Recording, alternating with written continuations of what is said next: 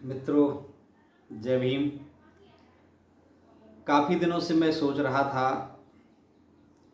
कि संविधान पर चर्चा क्यों ना की जाए। आज मैं आपके बीच में देवी दिन आंसू संविधान की प्रस्तावना और उद्देशिका पर चर्चा करने का विचार किया है। भारत का संविधान और उसकी जो प्रस्तावना है वो कितनी मूल है, हमें उसको कितना तरीके से समझना चाहिए, मैं आपके बीच में थोड़ा सा अपने विचार रखना चाहूँगा जो मैंने अपने नज़रिए से उसमें समझने का प्रयास किया है। भारत की प्रस्तावना एवं उद्देशिका। हम भारत के लोग भारत को एक संपूर्ण प्रभुत्व संपन्न समाजवादी पंथ निरपेक्ष लोकतंत्रात्मक गणराज्य बनाने के लिए तथा उसके समस्त नागरिकों को सामाजिक, आर्थिक और राजनीतिक न्याय, विचार, अभिव्यक्ति, विश्वास, धर्म और उपासना की स्वतंत्रता, प्रतिष्ठा और अवसर की समता प्राप्त कराने के लिए तथा उन सब में व्यक्ति की गरिमा और राष्ट्र की एकता और अखंडता सुनिश्चित करने वाली बंधुता बढ़ाने के लिए दृढ़ संकल्प होकर अपनी इस संविधान सभा में आज तारीख 26 नवंबर 1949 ईस्वी को एतद् द्वारा इस संविधान को अंगीकृत, अधिनियमित और आत्मार्पित करते हैं। ये प्रस्तावना हमारे संविधान बनाने वाले लोगों ने कितनी प्यारी संरचना की, इस पर जो शब्द आए हैं मैं आपके बीच में बताना चाहूँगा। पहले तो हमें समझना पड़ेगा संविधान के स्रोत। संविधान के स्रोत क्या हैं? संविधान को कौन बचा के रखेगा, उसको ताकत कहाँ से मिलती है? तो पहला जो वर्ड आया है, पहला जो शब्द आया, हम भारत के लोग। जो भारत की जनता है, भारत की जो पब्लिक है, वो संविधान को ताकत देंगे। संविधान की ताकत जनता है, इस बात को समझना पड़ेगा। हम भारत के लोग कितने बुद्धिमान थे हमारे संविधान बनाने वाले लोग। उन्होंने किसी एक धर्म विशेष को ताकत नहीं दी, किसी व्यक्ति को ताकत नहीं दी। हम भारत के लोग सभी भारतवासियों को उसमें ताकत से समाया है। जैसे उन्होंने लिखा हम भारत के लोग, तो भारत की जनता शक्ति प्रदान करती है। ये स्रोत हैं। संविधान देश के ऊपर, देश की सुरक्षा संविधान से होगी, जनता की सुरक्षा संविधान से होगी। दूसरा है संविधान का स्वरूप।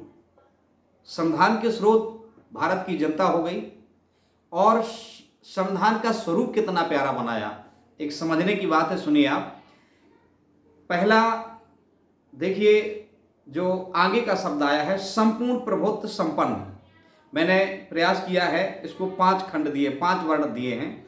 जैसे संपूर्ण प्रभुत्व संपन्न, ये अपने आप में सब कुछ समाया है। संपूर्ण प्रभुत्व, सारे देश का निर्णय संविधान में है, संविधान से ऊपर कुछ भी नहीं है, एक पॉइंट। दूसरा समाजवादी, भारत के अंदर रहने वाला, चाहे वो हिंदू हो, मुसलमान हो, सिख हो, ईसाई हो, एक परिवार की तरह, एक समाज की तरह, मानव समाज एक समाजवादी विचारधारा को प्रोत्साहित करता है भारत का संविधान। तीसरा पॉइंट देखिए आप, पंथ निरपेक्ष। जो इस प्रस्तावना में लिखा है पंथ निरपेक्ष, किसी एक धर्म को बढ़ावा नहीं देगा भारत का संविधान। चाहे वो किसी भी धर्म का व्यक्ति हो, उसको समान रूप से जीने का, रहने का, खाने का, चलने का, हिरने का, पहनने का, अपनी अपनी मान्यताओं को मानने का पूरा अधिकार देगा। ये स्वरूप कितना प्यारा स्वरूप दिया, पंथ निरपेक्ष। फिर चौथा है लोकतंत्रात्मक। लोकतंत्रात्मक ये प्रणाली दिया कि जनता को, जनता के लिए, जनता द्वारा शासन किसी एक के द्वारा थोपा हुआ नहीं होगा। पब्लिक खुद निर्णय लेगी, अपने से चुनाव करेगी। ये प्रणाली भारत का संविधान देता है। 5वां है गणराज्य। गणतंत्र। गणराज्य का मतलब है जैसे लोकतांत्रिक प्रणाली में प्रधानमंत्री का चयन होता है, विधायक का चयन होता है, सांसद का चयन होता है, प्रधानमंत्री का चयन होता है। वहीं दूसरी तरफ गणतंत्रात्मक मतलब प्रधानमंत्री के बाद एक पद और होता है सर्वोच्च, जिसको हम राष्ट्रपति कहते हैं। वो गणों द्वारा चुना जाता है। इसका मतलब है किसी परिवार के रूप में नहीं, कि पारिवारिक परिस्थिति से नहीं आएगा या उसको विरासत में वो चीज़ नहीं मिलेगी कि जिसका बाप राष्ट्रपति है उसका बेटा भी राष्ट्रपति हो, फिर बेटे का बेटा राष्ट्रपति हो। ये चीज़ नहीं होगी। कहने का आशय वंशानुगत रूप से नहीं चलेगा ये पद। ये हो गया गणतंत्र एवं गणराज्य। इसके बाद संविधान का स्वरूप हो गया। संविधान के स्वरूप के बाद मैंने पहले बोला था प्रस्तावना एवं उद्देशिका। अब उद्देश्य क्या है, कितना अच्छा सोचा होगा। उद्देश्य क्या है? उद्देश्य सबसे पहले न्याय। और न्याय में कौन सा न्याय? सामाजिक न्याय, आर्थिक न्याय, राजनीतिक न्याय। ये किसी भी प्रकार से किसी भी वर्ग के साथ कोई भी अन्याय नहीं करेगा। संविधान उसको न्याय के रूप में पिरोता है। इसके बाद आता है स्वतंत्रता समता। स्वतंत्रता का पूर्ण अधिकार होगा किसी वर्ग विशेष को, किसी धर्म विशेष को नहीं, बल्कि सारे मानव वर्ग को, जो कि पहले बता चुका हूं समाजवादी। स्वतंत्रता एवं समता। और फिर अगला वर्ड आता है व्यक्ति की गरिमा। वो किसी भी जाति धर्म वर्ग से आता है, उसकी गरिमा हर व्यक्ति को बना के रखना पड़ेगा। किसी भी गरिमा के खिलाफ किसी को कोई वर्ड नहीं बोलना है।